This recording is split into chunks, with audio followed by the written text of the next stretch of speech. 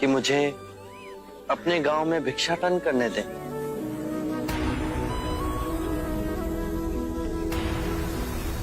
ठीक है, भिक्षा चाहिए तो दे अपने रक्त की आहुति।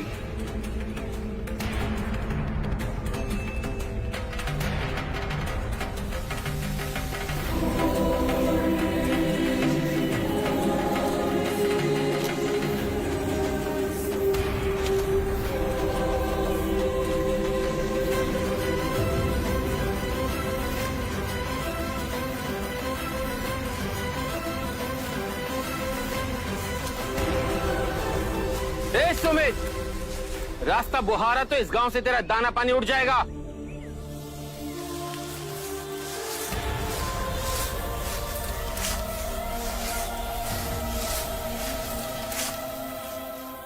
आप गांव में प्रवेश कीजिए। इन मुट्ठी भर लोगों से कई अधिक लोग आपको भिक्षा देने के लिए आतुर हैं।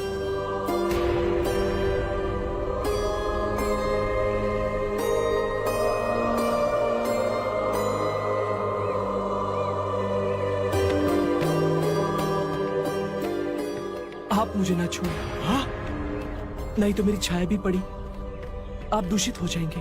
क्यों दूषित हो जाऊंगा मैं? तुम भी हम सभी की तरह मनुष्य ही हो, और एक मनुष्य का स्पर्श दूसरे मनुष्य को कैसे दूषित कर सकता है? केवल लालच, घृणा, मोह, तृष्णा हम ही मनुष्य को दूषित करते हैं। और तुम जैसा मनुष्य जिसमें इतना प्यार भरा हो, वो केवल दूसरों को सुख ही दे सकता है, दुख नहीं। कैसे महात्मा हो तुम? तुम्हें तो पाखंडी! जो मानव से उसकी मानवता को छीनता है, पाखंडी वो होता है। यदि मुझे पाखंडी कहे आप सभी को संतोष मिलता है तो ये उचित है, परंतु इस मनुष्य में भी हमारी तरह प्राण बसे।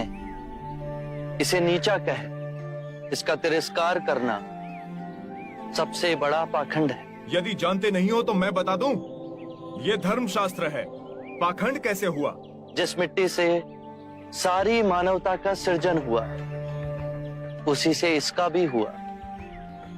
मानव और मानव में भेद कर आप सृजनकर्ता पर कीचड़ उछाल रहे हैं। यदि हम आकाश में कीचड़ उछालेंगे तो आकाश तो ऊंचा ही रहेगा, परंतु कीचड़ वापस हमारे ऊपर ही गिरेगा। आकाश ने तो भेद नहीं किया, वो हम सभी को एक पिता समान ढके हुए है।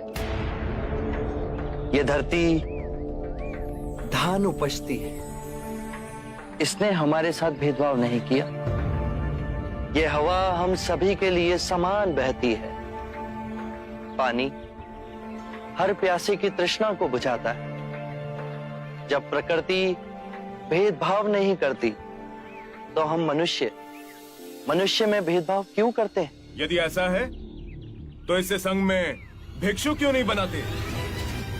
बहुत अच्छा सुझाव दिया आपने। सुनीत, क्या तुम भिक्षु बनना चाहोगे? मैं अछूत, आप जैसे महात्मा का भिक्षु मैं इस योग्य नहीं हूं। जो मनुष्य दूसरे मनुष्य की पीड़ा को देख व्यथित हो जाए,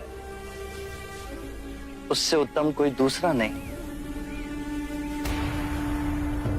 मैं बुद्ध स्वागत करता हूं सुनीत का हमारे भिक्षु संघ में।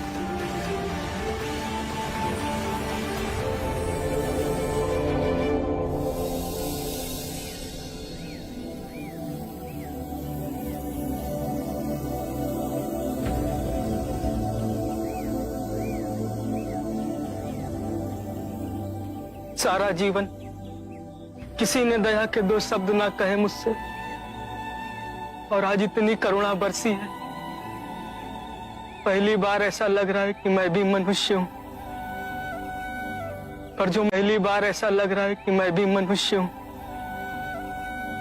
पर जो मैं कर रहा हूं यह अधर्म तो नहीं? जो अधर्म आज तक हुआ वो अब नहीं होगा। हर मनुष्य में चेतना का द्वार है, बस उसे ही अपनी संभावना को पाना है, अपनी गरिमा पे पुनः लौटना है। मेरा मार्ग प्रेम का है, वहां सबका सत्कार है। गंगा, यमुना, ऐरावती, सरयू, माही, ये सब नदियां हैं और ये सब अंत में वह सागर में मिल जाती हैं। वहां उनका ना भेद होता है ना ही नाम। उसी प्रकार जिस भी मनुष्य ने अपना ग्रह त्याग कर सत्य के पथ पर चलने का निश्चय किया, चाहे वो ब्राह्मण हो या क्षत्रिय, वैश्य या शूद्र ही क्यों ना हो, उसी महासागर में विलीन हो जाते हैं।